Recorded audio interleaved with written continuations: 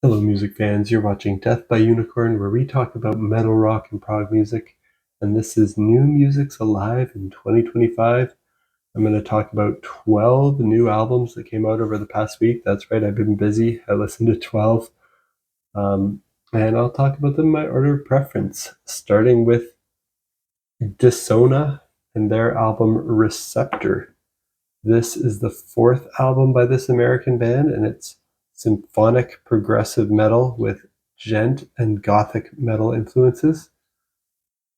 And I'm going to put this one in my near masterpiece tier.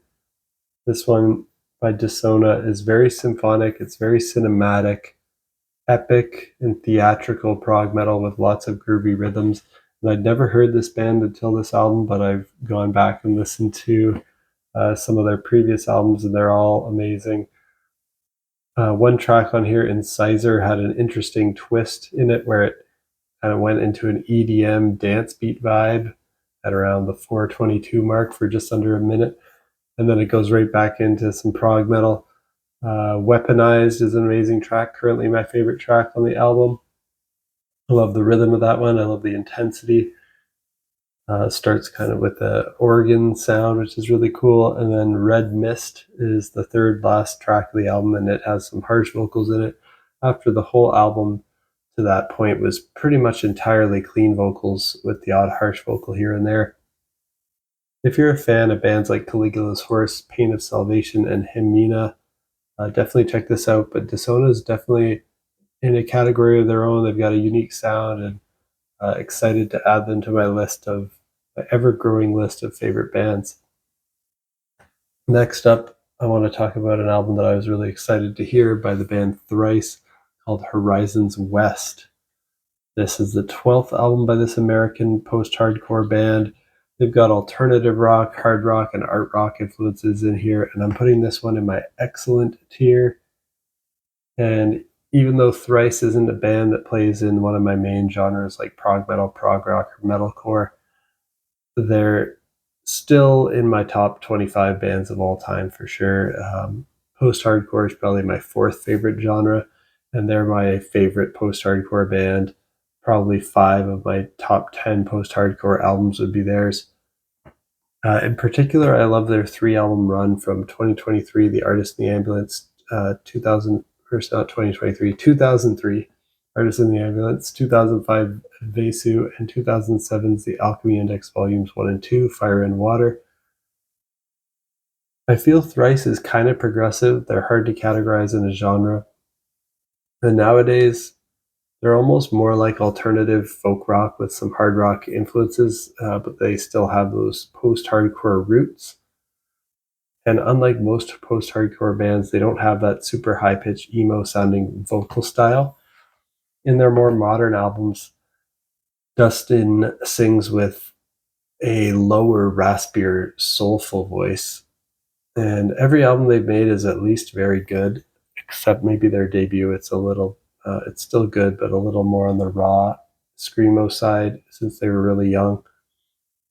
So I was looking forward to this continuation of Horizons East. And yeah, they pretty much abandoned their harsh vocals in 2008. And then they kind of brought them back around 2016, but only usually for like one song per album. This album has them on more than one song, but there's only one song that really uses them prevalently. The vast majority of the vocals here are clean. I think this is like pretty safe album for people who don't even like anything extreme. The songs can really be stripped back to their core to be simple singer-songwriter songs, great chord progressions, melodies, and lyrics. But the band adds in some awesome guitar, bass, keyboards, and drum arrangements on top of those tracks. They occasionally use some odd time signatures to make these seemingly simple tracks at their core very interesting, and they occasionally sprinkle in some heaviness and some harsh vocals and some breakdown, but they're not like a breakdown kind of band. I like this album a bit better than Horizons East, but it's in the same ballpark. I don't quite like it as much as the Thrice stuff from their second album, The Illusion of Safety, until their fifth and sixth albums, The Alchemy Index. that's kind of my favorite period of Thrice. And I don't know if they're ever going to get back to rivaling that period of their discography for me. But Blackout is a great track here to kick off the album. That's probably my favorite at the moment. The second track, Nash, is the heaviest track on the album. It's one of the only ones that really prominently features harsh vocals as like the main vocal style. If that sounds good to you, check out Horizons West by Thrice.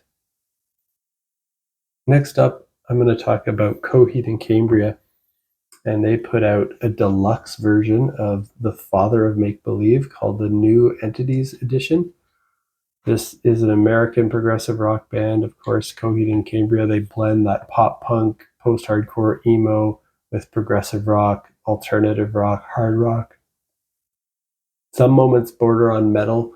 They also have like electronic influences. They're a very creative and unique band, and I'm putting this in my excellent tier as well.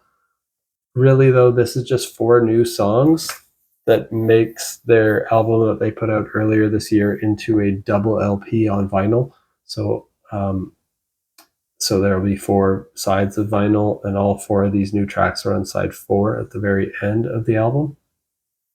Now, these new tracks are all excellent tracks. They continue the excellence of the album, but I don't really like when bands do this, when they do these deluxe versions. If these tracks were meant for this album, I feel they should have just put them out with the original album, made that contain them.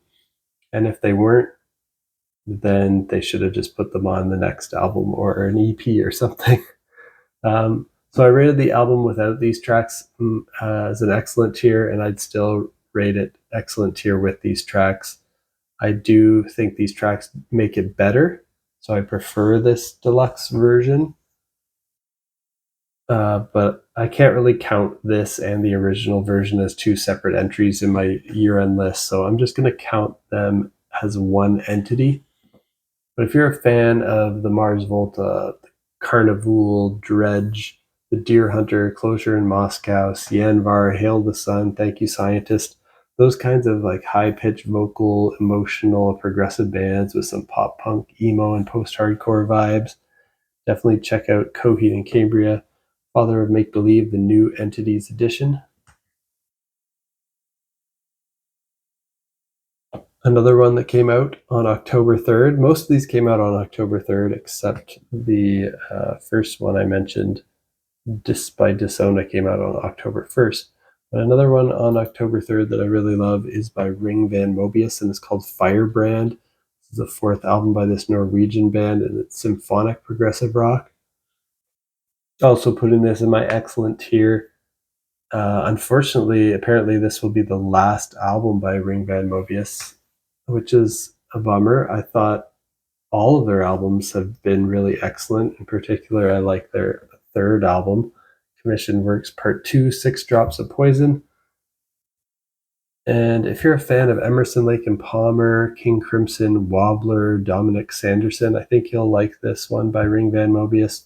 The whole album sounds like it could have been made and released in the early 70s. There's only 3 tracks on this album, but one is just over 13 minutes and one is just over 24 minutes. So pretty epic length tracks. And this really continues this streak of excellence that Ring Van Mobius has been on. It makes me sad this is their last album. It really kind of just earned them a spot in my ever-growing favorite bands list, given how consistently excellent they are. And it's too bad they're calling it quits. But if you like the sounds of that, check out Firebrand by Ring Van Mobius.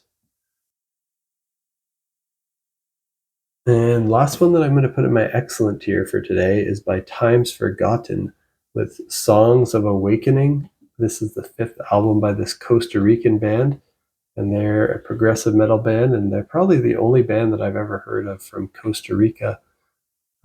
Cool country. I've been there, beautiful place. And yeah, excellent tier stuff. Never heard an album by them before this, but I enjoyed this single, A Light. Great female clean vocals across the whole album. Great djenty guitar playing. It's like a female fronted Haken or Dream Theater. I was actually half considering putting this in my near masterpiece tier. I want to listen to this more. Like maybe it'll rise up in my estimations and be a contender for my year-end list. This has been a great week for new music, so pretty much everything that I've mentioned up to this point in the video I'm super excited about. I'm still excited about the other stuff that I still have to mention, but it's not gonna be like a year-end list caliber. But still really cool stuff to check out. So the next one I want to talk about is by the band Byzantine, and it's a collection of covers. So this, I don't usually talk about covers, but this is just a very good covers release by this American band, and it's kind of progressive thrash metal with groove metal, metalcore, sludge metal, heavy metal, grunge, industrial metal, funk metal, new wave, and even pop rock influences. They really showcase the breadth of their influences, mostly in metal, but they show how they can do different sides of metal with this. And Byzantine's a great band. I love them. This is probably in the top 5 covers albums that I've ever heard, to be honest. And I love a lot of the tracks that they cover here. They do them really well while bringing in just enough of their own style to make their versions different from the originals, but while staying somewhat true to the originals. They cover tracks that I love from Judas Priest, Megadeth, Metallica, Catatonia, and more. And if that sounds good to you, check out a collection of covers by Byzantine. Next up is a live album by Big Big Train called Are We Nearly There Yet? And I'm putting in my very good tier. This, of course, is a progressive rock band from the UK, and they're amazing. Makes me want to see them live. Very epic and well performed. If you're a fan of Flower Kings, Spock's Beard, Echo Lynn, IQ, Beardfish, Transatlantic, Steven Wilson, Marillion, Car Mechanic, you should like Big Big Train, and you should like this live album called Are We Nearly There Yet? And then another one for my very good tier, last one to round off that tier for today, is Hooded Menace with Lachrymose, Monuments of Obscuration, the 7th album by this Finnish death doom band. And this one is very good, on the Season of Mist label. I was lucky enough to hear this early, and it's similar in style to their last album, The Tritonus Bell, which was also very good. If you're a fan of doomy bands like Pallbearer, Crypt Sermon, Ahab, and Abatarium, definitely check this out. It's definitely more on the intense, harsh vocal side of those bands, but it's not like super fast death metal. It's kind of slow, doomy, like Black Sabbath style riffs with just awesome riffs and doomy sound, and brutality to it, but not in like the fast technical death metal style way, more in the like groovy bob in your head kind of way. That's Hooded Menace with Lachrymose, Monuments of Obscuration. Now we're jumping down to my good tier, and I want to talk about Byzantine again because they put out a full album demo of Harbingers. And I don't usually talk about demos in these videos either, but I'm really into Byzantine this year and really love the final album of Harbingers. So getting a chance to hear the full album demo was pretty cool. And they have it up on their Bandcamp. And yeah, progressive groove metal with thrash metal, metalcore influences. Of course, they're the American band that I mentioned doing the covers release on the same day. So they put out the covers and this demo, and it's just the full album of Harbingers in demo form. The opening track has vocals, but the other tracks are actually just instrumental demos. So really well done. Of course, you can tell it's a demo. It lacks the polish of the final version, but it's really interesting to hear what the demo sounded like before the album. So I enjoyed listening to it. This is not essential listening, but if you're already a Byzantine fan and you love the final album Harbingers like I do, I think it's a near masterpiece, very strong contender for my year-end list this year. the full album, and this is just the demo, so you might find this interesting like I did if you're a fan of Lamb of God, Killer Be Killed, Machine Head, Testament, Pantera, Nevermore, Megadeth, Ginger, Trivium. Imagine those bands put into a blender, and that's kind of the sound of Byzantine. And don't check this album out unless you've listened to the final version of Harbingers, but if you have listened to that and you love it, I think it'd be cool to check out the demos if you are into music like I am. And last one in my good tier is Orbit Culture with Death Above Life, the fifth album by this Swedish melodic death metal band. They've got some groove metal influences. And I thought their last album, Descent from 2023, was excellent. Their EP, The Forgotten, was very good. So I was looking forward to this based on the singles I heard, The Tales of War and Death Above Life. So imagine if In Flames teamed up with Lamb of God. That's kind of what this sounds like. Unfortunately, this album by Orbit Culture didn't really grab me as much as their previous album and EP that I heard. It's definitely not bad. It's good, but there's just nothing too exciting, innovative, interesting, or even that catchy here. Just good headbanging tracks, but I probably won't go back to it much, if at all. Two more albums to talk about in this video. Now we're at my average tier. Usually I don't even listen to albums that I don't think are at least above average. I usually turn them off. But I gotta mention Motorpsycho because I love them. I like their band.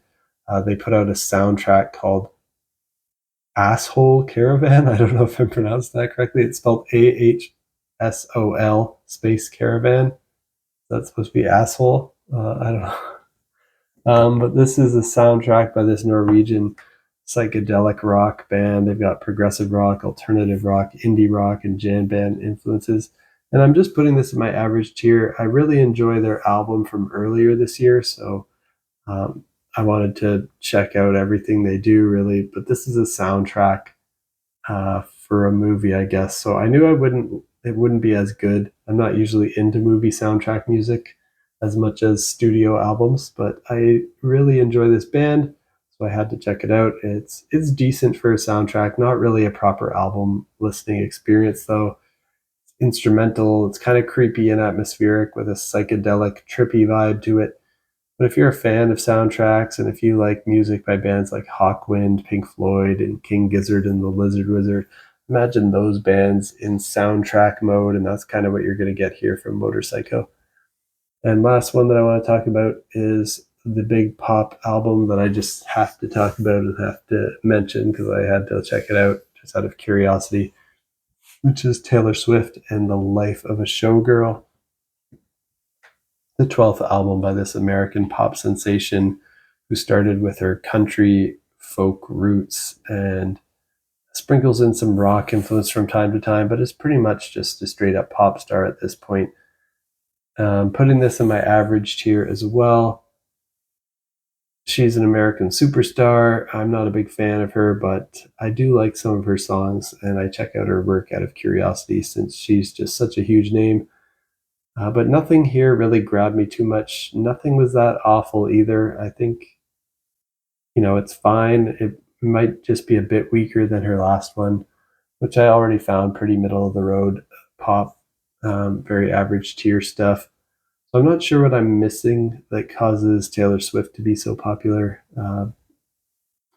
In terms of music listening, her albums are kind of like the equivalent of, I see them as like the equivalent of like a tabloid magazine is to reading, or like the equivalent of a piece of candy compared to like cuisine, but kind of like a boring candy. It's fine, like a Werther's original or something. Sometimes pleasant, but not interesting. Kind of just sugar without much substance from my perspective. My favorite track though was Opalite. It had a catchy chorus, but I don't think I'll be going back to this album, Life of a Showgirl by Taylor Swift. But it's not bad. I just call it an average album, and I don't tend to listen to average albums because there's so much great, very good, excellent masterpiece stuff out there that we don't really have time to spend on these types of albums, but had to check it out of curiosity. And if you like it, that's cool. Like, everybody likes different things, so up to you what you like. And figured I'd just mention it today since it's such a big name act, Taylor Swift. So if you want to check it out, give it a spin. And that's it for my first impressions of these 12 albums. I know it's a bit of a lengthier video than usual because I had 12 to talk about. But I hope you found something on this list that you'd enjoy. I think there's something here for everyone, really. It's got a lot of variety in this week's musical listenings. And if you like metal, rock,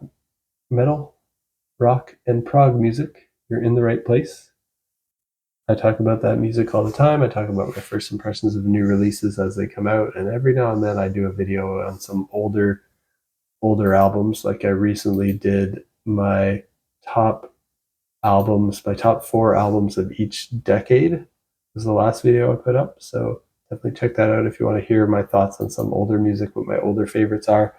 And my next video will possibly be my first impressions of stuff that's coming out on October 10th. New music from Greyhaven, Testament, Incubus, Squeaky Feet, Atomic Rooster, Blindfolded and Led to the Woods, Mark Truiak, and Jacob Collier. So if you want to hear my thoughts on that, also hit that subscribe button and stay in the loop on when I post new videos. And until then, peace out.